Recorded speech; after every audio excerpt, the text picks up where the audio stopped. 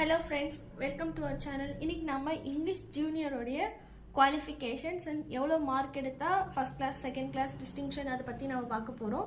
Okay, speed வந்து எப்பவும் போல் நம்ம வந்து 100 மார்க்குக்கு வந்து எழுதுவோம். அது வந்து 10 மினிட்ஸ்க்கு எழுதுவோம். நெக்ஸ்ட் வந்து செகண்ட் பேப்பர் வந்து 45 மினிட்ஸ்க்கு எழுதுவீங்க. அது வந்து ஸ்டேட்மெண்ட் லெட்டர் ரெண்டுமே சேர்த்து 45 மினிட்ஸ்க்கு, அதுவும் 100 மார்க்குக்கு. இதில் வந்து 50 மார்க், இது ஒரு 50 மார்க் இருக்கும், சேர்த்து 100 மார்க்காக இருக்கும்.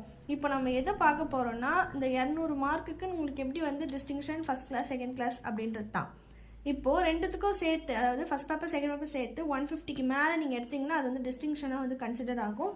120லேருந்து 149க்குள்ளே இருந்ததுன்னா ஃபஸ்ட் கிளாஸ் ஆகும். 90லேருந்து 119 வரைக்கும் எடுத்திங்கன்னா செகண்ட் கிளாஸ் ஆகும் வந்து கன்சிடர் ஆகும். சரிங்களா?